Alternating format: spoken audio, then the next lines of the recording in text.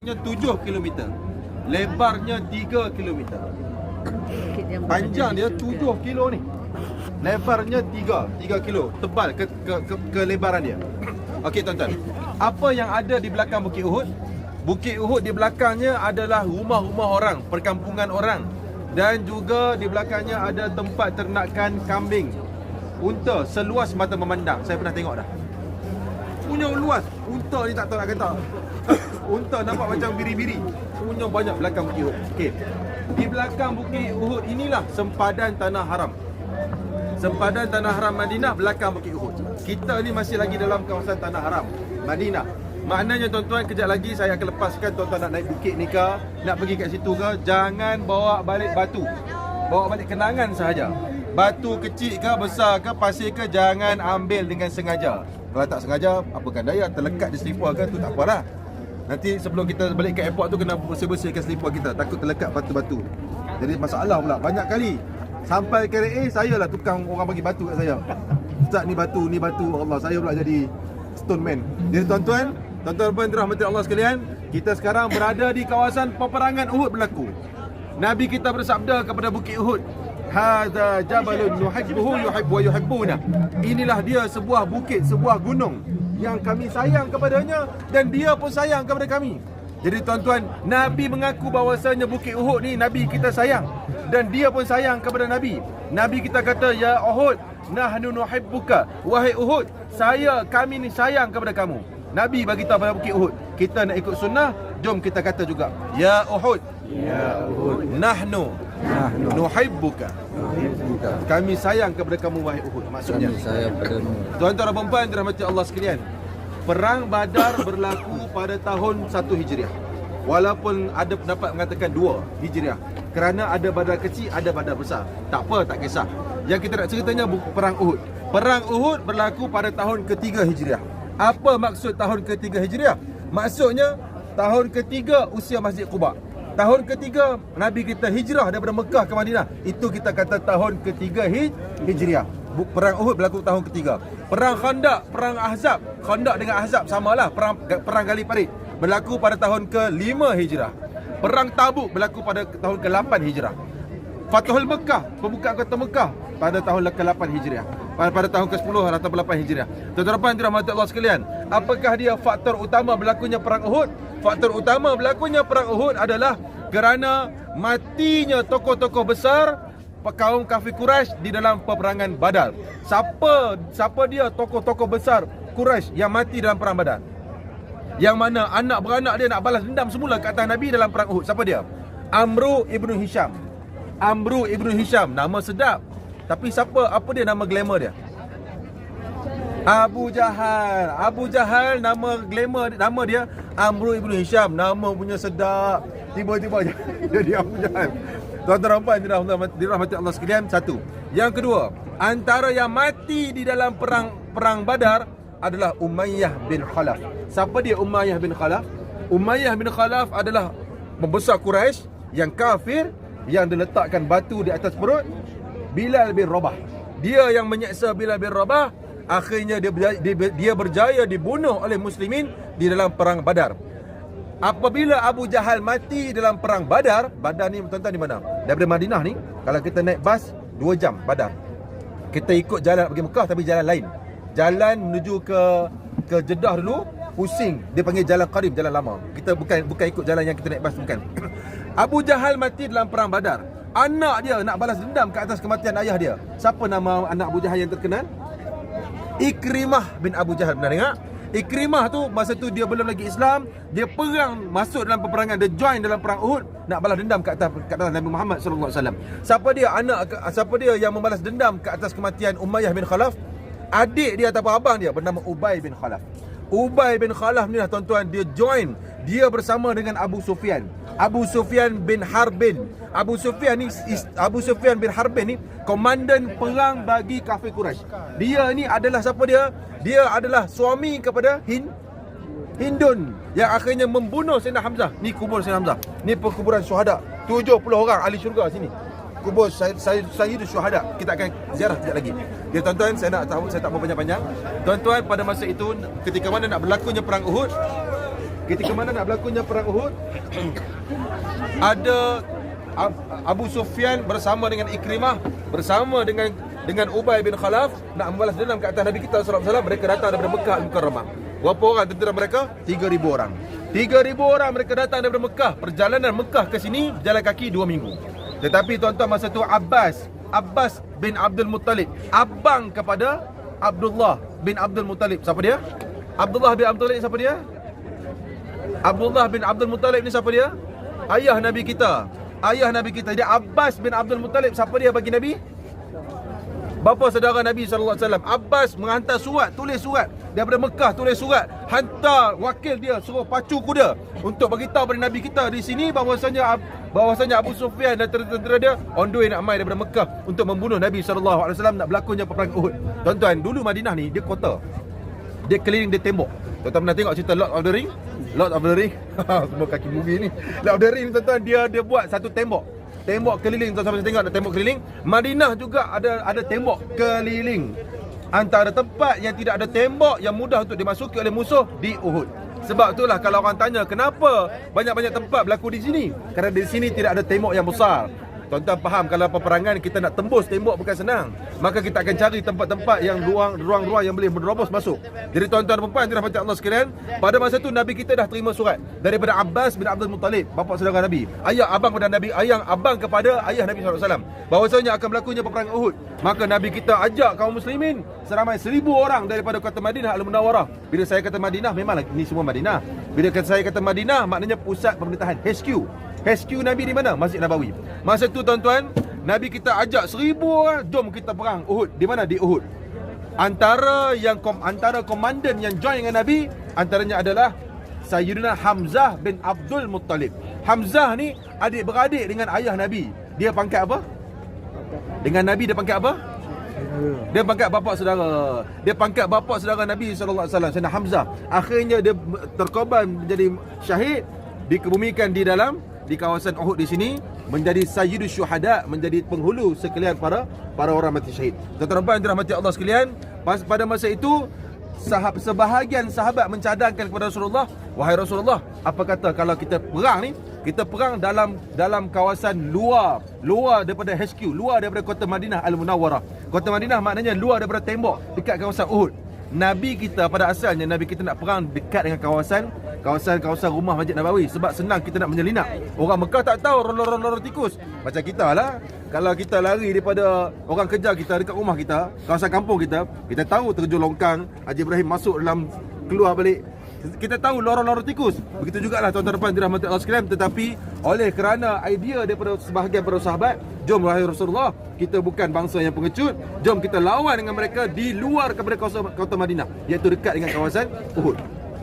Tuan-tuan dan puan dirahmati Allah sekalian, peperangan Uhud berlaku pada hari Sabtu, di antara waktu duha hingga waktu zuhur. Hari Sabtu antara duha hingga ke waktu zuhur. Tuan-tuan, pada malam sebelum hari Sabtu, maknanya Jumaat malam Sabtu tu, Nabi kita buat camp di satu tempat. Nama tempat tu Masjid Dirak. Masjid Dirak, alif lam dan ra'ain, ad-Dirak, bukan dot. Dirak. Masjid Dirak ni dekat dengan tempat viral makan yang bus tu. Kalau kita jalan kaki ke depan lagi, sebelah kiri, dekat dengan Mazaya Mall, dekat dengan Top 10 Mall. Top 10 Mall tu barang-barang murah. Jadi tuan-tuan dan puan dirahmati Allah sekalian, dekat situ ada satu masjid kecil, tapi kita tak sembahyang, dia tutup. Nama dia Masjid Dirak. Kenapa dinamakan Masjid Dirak? Kerana di situ adalah kemah Nabi pada malam sebelum Nabi kita sampai ke sini. Tuan-tuan tengok, dia on the way nak main ni. Sama aja. Okey.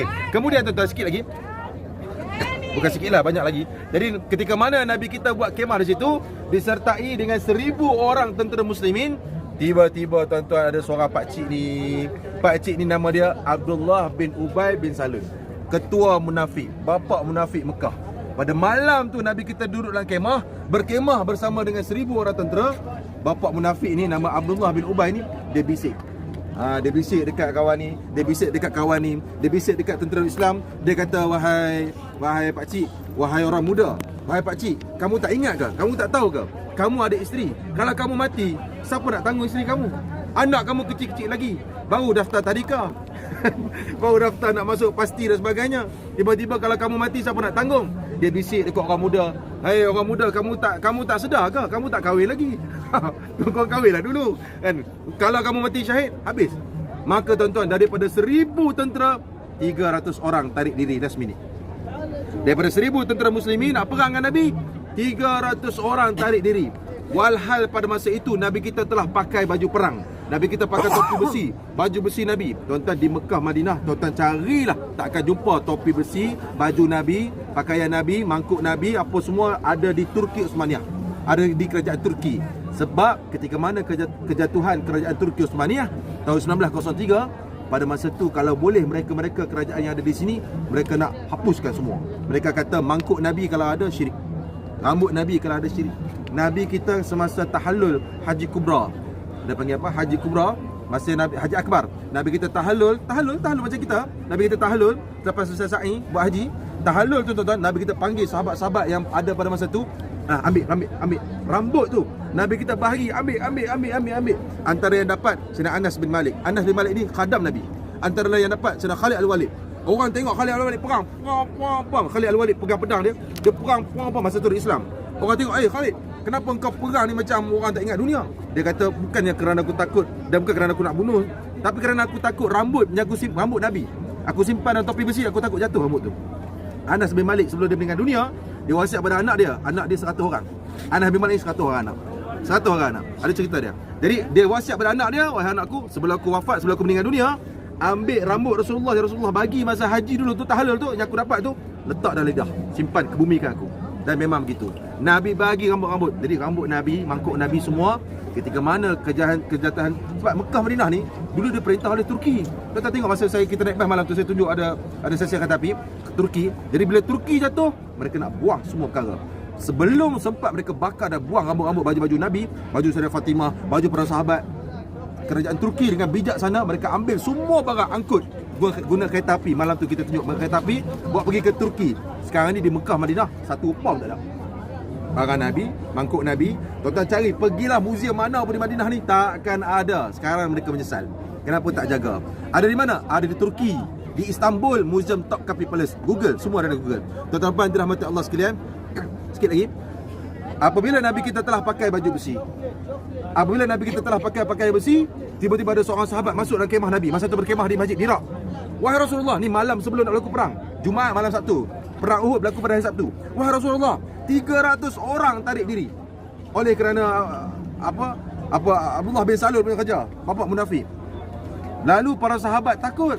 Para sahabat kata, wahai Rasulullah, kita dapat surat daripada Abbas, Sayyidina Abbas daripada Mekah, 3,000 tentera datang daripada Mekah. 200 orang berkuda. Kuda saja 200 orang. Dipimpin oleh siapa? Siapa dia pemimpin bagi kafir Quraisy pada masa itu yang naik kuda? Khalid Al-Walid. Khalid Al-Walid belum lagi masuk Islam. Khalid Al-Walid jeneral perang Rasulullah, tapi masa tu dia belum lagi Islam. Pada masa tu tuan-tuan, sahabat-sahabat dah rasa ketak kaki dah. Ni bukannya perang. Kalau kita macam mana? Perang 700, asal 1,300 tarik diri. 700 nak perang dengan 3,000. Tuan-tuan boleh ke cerita ni? Kalau agak ni 700 orang. Akhirnya tuan-tuan, Nabi kita kata apa? Nabi kita dah pakai baju besi. Nabi kita kata pantang seorang Nabi bila dah pakai baju besi nak keluarkan semula. Kita lawan habis-habisan. Lawan tetap lawan. Tuan-tuan dirahmati Allah sekalian. Akhirnya apabila sampailah Nabi kita dengan batalion sampai ke sini tuan-tuan, Nabi kita menempatkan kepada 3 bahagian. Yang pertama kemah tengah, kem tengah, sayap kanan dan sayap kiri. Sayap kanan dipimpin oleh Talha. Sayyidina Talha berada sebelah sana. Tuan-tuan tengok ada bangunan putih itu di sekitar kawasan itulah sayap wing kanan perang. Yang kedua di sebelah balik, tuan-tuan tengok ada pokok kurma banyak tu. Pokok kurma banyak itu Nabi kita tempatkan wing kiri. Wing kiri dipimpin oleh sahabat. Tuan-tuan, kalau kita orang Malaysia, kita mati di Madinah, kalau kita tak ada rezeki dikebumikan di Baqi', kemarin saya cerita dikebumikan di mana? Di Uhud. Kalau kita mati di Madinah, kalau tak ada rezeki di Baqi', dikebumikan di Uhud. Di mana Uhud tu? Dekat pokok kurma tu. Pokok kurma tu tuan-tuan, yang tuan-tuan tengok ada binaan warna putih macam ada tangki air tu, itu balai bomba. Belakang balai bomba tu ada tanah perkuburan orang Islam ramai, orang Melayu kita Malaysia ramai dikebumikan di sana. Tuan-tuan yang dirahmati Allah sekalian, saya ringkaskan. Mekah ni mana tuan-tuan? Tuan-tuan tengok masjid. Ni masjid tu adanya mihrab, melengkung ke sana. Maknanya arah Kaabah kiblat belakang kita. Kiblat belakang kita. Mekah mereka datang daripada sebelah sana. daripada sebelah belakang kita, tentera Abu Sufyan, Ikrimah, Ubay bin Khalaf datang daripada belakang kita. Mereka datang ke sini tuan-tuan. Pada masa itu kem Nabi kita di mana? Kem Nabi kita di tapak syuhada Uhud. Di kawasan tapak kuburan ini, asalnya kubur syuhada ni bukan duduk sini. Asal kubur syuhada lepas berlaku peperangan, lepas selesai peperangan, asalnya tapak syuhada Uhud, orang meninggal dunia 70 orang di mana? Di kawasan masjid. Sebab tu masjid itu dikenali sebagai masjid syuhada. Masjid syuhada. Tuan-tuan, saya dapat cerita daripada orang lama. Daripada orang lama, ada terowong daripada sini sampai ke Masjid Nabawi, bawah tanah. Terowong jalan kaki. Tuan-tuan puan dirahmati Allah sekalian, Allah alam. Orang lama-lama cerita. Okey, apabila Abu Sufyan sampai dekat dengan Rasulullah, dekat dengan kem tuan-tuan, akhirnya mereka memanah panah yang datang ibarat hujan bertalu-talu kepada Nabi Muhammad sallallahu alaihi wasallam. Pada masa itu Nabi kita berada di sini. Tuan bayangkan keadaan berlakunya peperangan, bagaimana para sahabat membentengi Nabi kita dengan tubuh badan mereka. Para sahabat melindungi Nabi kita dengan tubuh badan mereka. Harus diingat, Nabi kita tidak berlindung. Yang sahabatlah yang melindungi Nabi kita. Dua ayat nampak macam sama tapi berbeza keadaan. Nabi kita tidak pernah mencari perlindungan. Para sahabatlah yang melindungi Nabi kita kerana kasih mereka. Siapakah lagi manusia yang paling tebal imannya kalau bukan Rasulullah?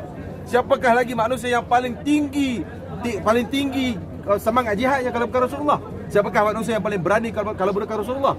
Nabi tengok anak panah datang, Nabi tak takut. Nabi bukan orang pengecut. Tapi sahabatlah kerana kasih dan sayang mereka kepada Nabi, mereka melindungi Nabi. Mereka melakukan benteng di hadapan Rasulullah. Gugur satu saf. Kita bayangkan anak panah macam hujan. Anak panah benteng belakang. Nabi Rasulullah depan, benteng. Syahid satu saf, ganti saf yang lain. Syahid satu saf, ganti saf yang lain. Para sahabat ridwanullahu taala alaihi ajma'in, tak hairanlah bahawasanya bila kita sebut sahabat radhiyallahu anhum, tengoklah macam mana iman mereka. Iman sahabat tu macam mana. Kemudian tuan-tuan puan dirahmati Allah sekalian, seringkas sikit lagi. Nabi kita sallallahu alaihi wasallam menempatkan 50 orang pemanah. Berapa orang? 50 orang pemanah Nabi kita tempatkan di atas bukit pemanah. Ini bukan bukit yang kita nampak ini, yang dekat yang kita ni bukan bukit Uhud. Dia adalah bukit pemanah. Nabi kita tempatkan sebanyak 50 orang yang diketuai oleh Sayyiduna Abdullah ibn Jubair. Abdullah bin Jubair. Baca baik-baik, bukan Zubair. Abdullah bin Zubair ni siapa dia? Abdullah bin Zubair siapa dia? Kalau Jubair yang tadi, yang saya kata ditempatkan menjadi ketua pemanah, Abdullah bin Zubair siapa dia? Kita cerita dah di Mekah. Abdullah bin Zubair adalah anak kepada Asma. Yang Sayyidina Asma naik Gunung Sur, mengandungkan dia tu tuan-tuan. Anak dia dalam kandungan tu nama dia Abdullah bin Zubair. Zubair ni suami kepada Asma, Zubair bin Al-Awwam. Zubair Al-Awwam. Jadi tuan-tuan, apabila Asma datang ke Mekah, datang ke Madinah, dia lahirkan anak dia yang mengandung naik bukit tu. Dia lahir di Masjid Quba. Nama anak dia tu adalah Abdullah bin Zubair Al-Awwam. Ini Jubair, Abdullah bin Jubair. Jadi tuan-tuan dan puan-puan yang dirahmati Allah sekalian, Nabi kita tempatkan pemanah atas bukit Uhud, atas bukit pemanah. Nabi kita kata la tabrahu makanakum hatta ghulibna aw ghalabna. Engkau duduklah ramai-ramai atas bukit ni, jangan kau bergerak walaupun sekejap, walaupun banyak mana pun, hatta ghulibna aw ghalibna, sehinggalah kita dikalahkan atau kita mengalahkan. Maknanya selagi mana kita tak menang ataupun selagi mana kita tak declare kalah, jangan bergerak ke mana-mana. Akhirnya tuan-tuan, saya skip cerita panjang. Akhirnya tentera muslimin terpaksa berundur ke belakang oleh kerana kemarahan 3,000 tentera. Tuan-tuan bayangkan 3,000 lawan 700. Akhirnya marah sampai ke sini tuan-tuan. Tetapi oleh kerana ada bantuan daripada para rumat, para pemanah, tentera Islam berhasil untuk mengalahkan, mematahkan serangan pada peringkat awal.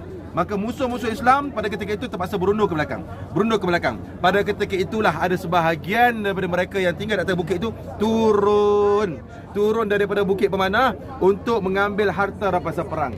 Apakah dia harta rampasan perang?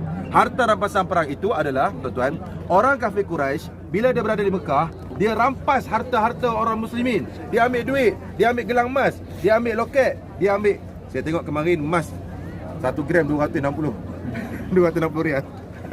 Dia tuan-tuan dan puan dirahmati Allah sekalian, dia ambil. Akhirnya dia nak menghinakan umat Islam, dengan cara seolah-olah dia perang umat Islam dengan harta umat Islam yang ada pada badan dia. Okey. Lalu turun mereka ni ambil sebahagian harta rampasan perang. Hanya beberapa orang sahaja yang tak turun, antaranya Sayyidina Abdullah ibnu Jubair. Tuan-tuan, tiba-tiba hero musyrikin belum lagi keluar, Khalid Al-Walid. Khalid Al-Walid ni tuan-tuan, dia bawa bersama dengan dia 200 tentera berkuda. Dia menyorok di satu kawasan lebih kurang 20 minit daripada sini. 20 minit daripada sini dia menyorok satu kawasan, lebih kurang 20 minit daripada sini, satu kawasan yang bukit ni bukan tinggi mana, bukan nampak kalau 20 minit jauh. Tuan-tuan, Khalid Al-Walid ni kita tak boleh baca fikiran dia macam mana. Dia komandan perang, jeneral perang. Orang yang pakar peperangan ni kita tak boleh nak sangka dia macam mana. Dalam sejarah Uhud, Khalid Al-Walid dia pacu kuda dia 200 orang dia bawa, dia pusing 2 kali bukit Uhud. Dia pusing 2 kali. 2 kali masa orang tengah sibuk perang pompang. Masa tu orang duduk atas ni duduk relax, standby. Orang bawah hari infanteri duduk perang. Dia pusing 2 kali dia pusing 200 orang tentera. Tak tahu apa yang dia cari. Akhirnya tuan-tuan dia menyorok di satu kawasan, satu tempat. Okey. Tiba-tiba apabila pasukan pemanah turun, masa itulah dia bertindak. Dia bertindak tuan-tuan, dia pacu kuda dia dan membunuh habis orang di bawah ni. Saya nak cerita satu perkara yang mungkin tuan-tuan tak sedengar. Tuan-tuan, tempat Khalid Al-Walid menyorok bersama dengan 200, bukan sikit dah lah, orang kuda pula tu. Bersama dengan 200 tentera berkuda, dia menyorok tempat dia menyorok tu tuan-tuan. Kawan saya pernah test daripada tempat dia menyorok tu sampai ke sini 20 minit naik kereta polis. Kereta polis laju 20 minit daripada tempat dia menyorok sampai ke sini. Tapi dalam sejarah Khalid Al-Walid pacu kuda dia daripada tempat dia menyorok sampai ke sini 10 minit. Lebih laju daripada kereta polis Arab Saudi. Hebat macam mana komandan perang. Akhirnya tuan-tuan, saya ringkaskan cerita nak habis dah. Akhirnya apabila Nabi kita terpaksa berundur ke belakang, Nabi kita terjatuh ke dalam sebuah lubang yang digali oleh orang-orang Madinah yang tak puas hati dengan Nabi. Orang musyrikin ramai lagi, orang kafir ramai lagi di Madinah ni. Mereka turut campur, main tipu lah. Kita nak perang-perang betul lah gentleman ni, main apa, gali lubang lah apalah. Sebelah depan pun kena serang, belakang pun orang buat khianat. Nabi kita terjatuh dalam sebuah lubang. Lubang tu tinggi, Nabi kita terjatuh sebuah lubang. Sehingga kan pada masa itu para sahabat berselerak cari Nabi tak jumpa. Lepas tu tersebar berita mengatakan Qad mata Muhammad, Muhammad telah mati. Akhirnya melunturkan semangat orang-orang Islam pada masa itu. Nabi kita dah jatuh dalam lubang. Nabi kita dibaling batu dan dilibas banyak-banyak kali dengan pedang. Tuan-tuan, apa yang berlaku? Topeng besi Nabi kita di sebelah kanan pipi kanan Nabi kita sallallahu alaihi wasallam pecah sehingga mengeluarkan dua keping besi terusuk masuk dalam pipi kanan baginda Nabi Muhammad sallallahu alaihi wasallam. Yang mana apabila selesainya peperangan Uhud, Sayyidina Sa'ad bin Mu'az, sahabat Nabi, dia nak tarik 2 besi yang masuk dalam pipi Nabi tu. Dia nak tarik guna tangan, dia tak boleh. Dia tarik guna apa? Dia tarik guna gigi. Dia tarik 2 keping besi masuk dalam pipi Nabi. Dia tarik guna gigi dia. Gigi dia 2 gigi patah. 2 gigi dia patah. Tuan-tuan bayangkan macam mana pengorbanan Nabi kita Nabi Muhammad sallallahu alaihi wasallam untuk menyebarkan Islam. Nabi kita sakit, sahabat ramai yang mati. Untuk apa? Untuk mempertahankan agama Allah. Tuan-tuan, atas jasa-jasa mereka inilah agama Allah, agama Islam sampai ke tempat kita.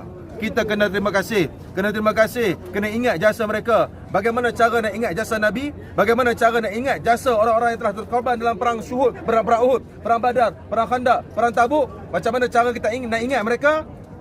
Bukan ingat dalam hati, tetapi hendaklah kita pegang, jaga, teguh dengan agama Islam yang Allah Ta'ala telah sampai ke tempat kita. Hari ini di tempat kita, mana-mana negara lah. Mana-mana negara. Dah ni perkataan kafir tak boleh sebut. Tadi kena sebut ayat Quran, kena sebut lain pula. Ya ayuhan non muslim. Tak boleh sebut ya ayuhal kafirun. Sebut kafir dalam masjid, orang marah. Tak boleh. Ini semua golongan-golongan yang mengecewakan hati Nabi Muhammad sallallahu alaihi wasallam. Kalau Bukit Uhud ni dia boleh bercakap, tuan-tuan, satu-satunya saksi hidup berlaku perang Uhud, Bukit Uhud. Dia ni hidup. Kalau dia boleh cerita kat kita bagaimana teruknya berlaku perang Uhud, kita ni semua akan menangis air mata darah. Bagaimana teruknya Nabi Muhammad sallallahu alaihi wasallam nak sampai ke Islam ke tempat kita. Kita sampai Islam sampai ke tempat kita, buat tak heran. Orang hina Nabi, tak apalah, lantak kat mereka. Orang kata macam-macam dekat Quran, tak apalah. Orang buat macam-macam, tak apa. Man redha bi maksiatin fa maksiatun. Siapa-siapa yang redha dengan maksiat, dia pun dapat saham buat maksiat. Wa man redha bi kufri fa kufrun. Siapa-siapa yang redha dengan orang kafir kata agama Islam ni lekeh, kita kata tak apalah, dia pun kafir. A'udzubillah min zalik. Dia tak kata, tapi dia setuju orang tu kata, dia pun kafir. Nabi kita kata sallallahu alaihi wasallam. Tuan-tuan, akhirnya sikit lagi ringkas, akhirnya Nabi kita masuk dalam lubang, jatuh, dan Nabi kita bangun semula. Pada masa itulah tuan-tuan dan puan, siapakah yang declare bahawasanya peperangan ini habis? Abu Sufyan sendiri.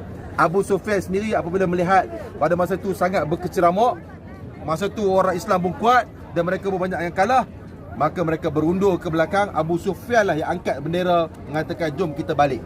Jom kita balik, kita berhenti perang Uhud pada hari ini, jom kita balik. Tapi tuan-tuan, Abu Sufyan ni, dia bukannya balik, dia patah balik. Bukan balik, dia patah balik lah. Dia patah balik pergi ke satu tempat, nama dia Hamra'ul Asad. Hamra'ul Asad, rupanya dia bukan balik tuan-tuan. Dia menyorok di belakang sebuah bukit. Dia menyusun semula strategi, minta bantuan. Dia nak ambush kali kedua. Dia nak ambush kali kedua. Maka peperangan yang dia ambush itu dikenali sebagai peperangan Hamra'ul Asad. Itu panjang, saya tak sempat nak cerita. Dia perang ambush, tak habis di sini. Dia kali kedua ada balas semula. Rupanya, di tuan-tuan puan dirahmati Allah sekalian, dalam peperangan tersebut seramai 70 orang mati syahid.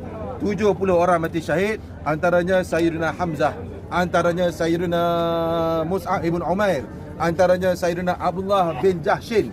Abdullah bin Jahshin siapa dia? Abang ipar Nabi. Sebab Nabi kahwin dengan adik dia. Apa nama adik dia? Zainab binti Jahshin. Zainab bin Jahshin ni isteri Nabi.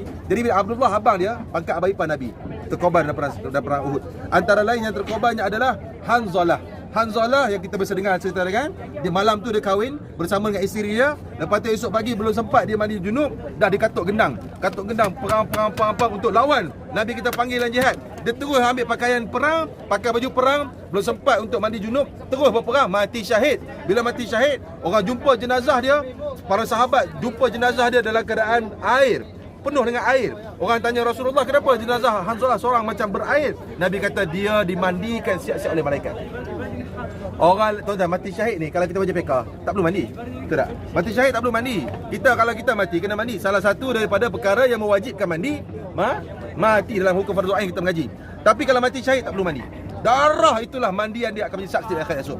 Tuan-tuan dan puan, kita kejap lagi akan ziarah. Dah hujung-hujung dah, jangan risau. Kita kejap lagi kita akan ziarah para syuhada Uhud. Ingatlah firman Allah Ta'ala. Allah Ta'ala berfirman, "Wala tahsabanna alladhina qutilu fi sabilillahi amwata, bal ahya'un 'inda rabbihim yurzaqun." Jangan kamu sangka, kata Allah Ta'ala, jangan kamu sangka orang yang mati syahid itu mati.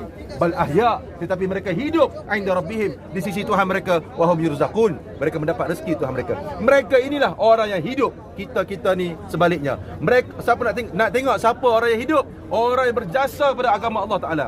Tuan-tuan tengok Imam Syafi'i, berapa ratus tahun dia meninggal, sampai sekarang kita sebut lagi nama dia. Tuan-tuan tengok Sayyidina Hamzah, para syuhada Uhud, berapa ribu tahun dia meninggal, 1000 tahun dia meninggal, 1400 tahun dia meninggal. Jadi masih lagi sekarang kita ziarah dia. Di mana-mana masjid di tempat kita, di sebelah Johor, di sebelah Melaka, di sebelah Pulau Pinang, di sebelah Sabah, Sarawak, masih lagi orang cerita tentang Sayyidina Hamzah, cerita sahabat-sahabat Nabi, cerita perang Uhud. Inilah dia orang yang panjang umurnya. Walaupun jasad telah meninggal dunia, namanya sentiasa harum disebut-sebut ila akhir zaman, sehingga ke hari kiamat. Betul lah kata Allah Ta'ala, la tahsabanna alladhina qutilu fi sabilillahi amwata. Jangan kau sangka orang yang mati syahid itu mati, tapi mereka hidup inda rabbihim. Mandami Nabi juga, walaupun mati pada jasad, tapi para Nabi, mereka semua sekarang ni berada dalam kubur buat apa? Mereka bersolat di dalam kubur. Para Nabi, dalam hadis sahih, sahabat tanya, apabila para Nabi mati, buat apa mereka wafat? Para Nabi, para Rasul, orang mati syahid, bila mereka duduk dalam kubur buat apa? Bukan relax, mereka sembahyang dalam kubur. Punya suka sembahyang, sampai dalam kubur pun sembahyang lagi. Kita hidup tak suka sembahyang. Jadi tuan-tuan dirahmati Allah sekalian, pernah berlaku satu ketika, sikit lagi dah. Pernah berlaku satu ketika, tuan-tuan, macam saya cerita tadi, para syuhada Uhud asalnya di tapak masjid, okey. Kemudian pernah berlaku banjir, hujan lebat bertalu-talu 300 tahun yang dulu. 300 tahun, 250 tahun hingga 300 tahun yang dulu pernah berlaku hujan yang selebat-lebatnya hingga penuh wadi ini, penuh air, sehingga terbongkar semula tanah-tanah yang menempatkan para syuhada Uhud. Timbul semula jenazah ke atas. Maka nampaklah jenazah para syuhada Uhud yang telah meninggal dunia 1000 tahun lebih. Tuan-tuan, kawan saya ada kawan yang bekerja sebagai tukang gali kubur baket. Dia cerita dekat saya, Sampai sekarang bila kami gali kubur Baqi', kadang-kadang masih lagi terpancut darah, terkena hujung jari, terkena hujung kaki, terpancut darah dalam kubur Baqi' pada kawasan para sahabat 1400 tahun. Nak heran apa? Allah Ta'ala boleh buat. Tuan-tuan dirahmati Allah sekalian, marilah sama-sama kejap lagi kita beri salam kepada para syuhada Uhud. Banyak lagi cerita tapi setakat itulah.